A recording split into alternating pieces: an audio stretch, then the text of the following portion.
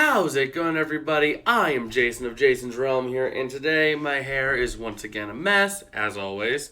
But anyway, I am here, bringing you guys all of our team's predictions for Week 9. Now, going into this video, I do want to say, if you like the stuff that you see out of us, smash like, smash subscribe, all that fun stuff. I'm getting the mic out of the shot real quick.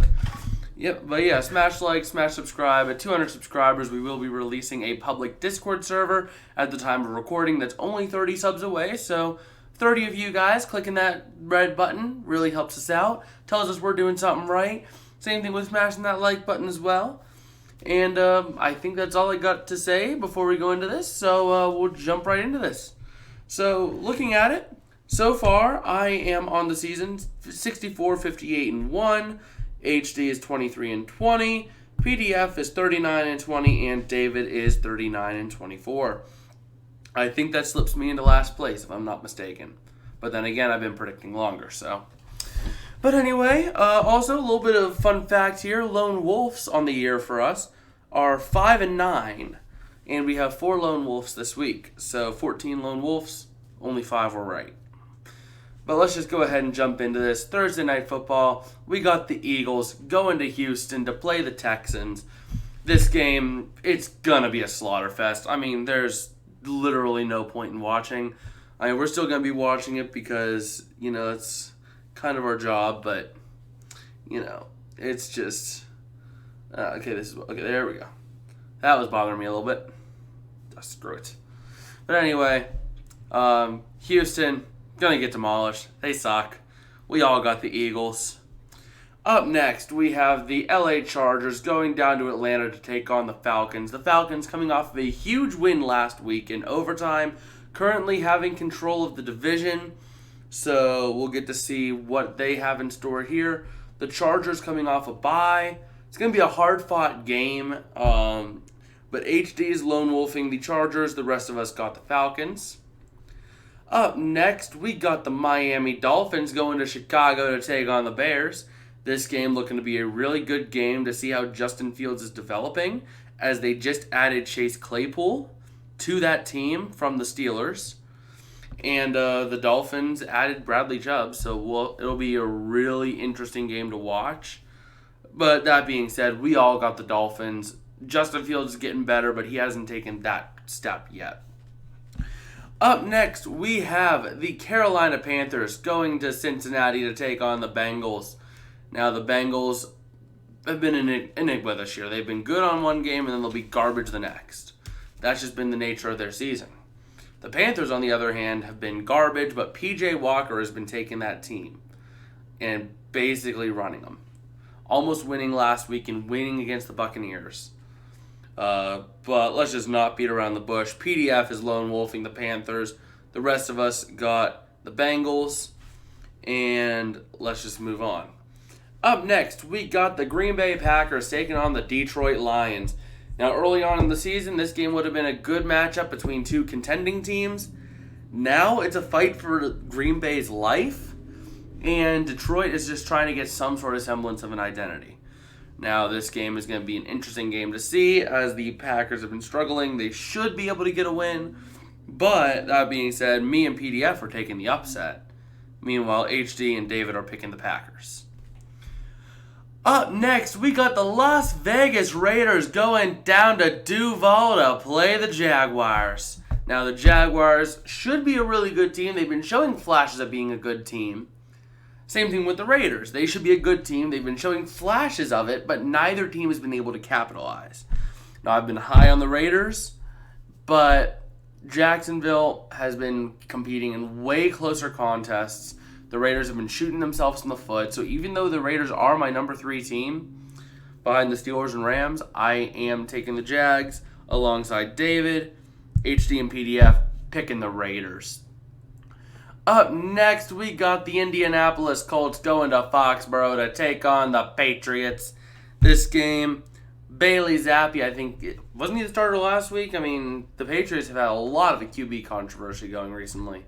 But Sam Ehlinger was the starter for the Colts last week. Not really looking too good. I mean, he looked alright, but I don't know about him. I don't know about him yet. So that being said, me, HD, and PDF, we're all picking the Patriots because we don't trust Sam Ellinger. Meanwhile, David is going and lone wolfing the Colts. Up next, we got the Buffalo Bills going to MetLife to take on the Jets. This game looking to be a hard game. That'll be a really big shaping game for the future of the AFC East. If the Jets win this, they are in a legitimate chance to take that division lead in the next couple weeks. That is crazy to think about, but it's possible. But let's just be real. Buffalo gonna smack around New York. New York is good, but that defense, I'm not sold that defense can shut down the Buffalo offense. Now, if Josh Allen has a bad game, yeah, the Jets are gonna win. But if Josh Allen is at all on, it's just gonna be a slaughter for the Bills to keep them in the lead. Up next, we got the last of the 1 o'clock slate of games between the Minnesota Vikings and the Washington Commies. The Commies getting a big win last week with Taylor Heineke against the Colts. And Heineke is still the starter, but it's not prime time, and they're going against the Vikings. So that being said, I mean, we've all got the Vikings because Kirk Cousins has way too many weapons around him, and it's not a primetime game. So Vikings should escape with the win on that one, even though the might of Heineke will be bearing down on them.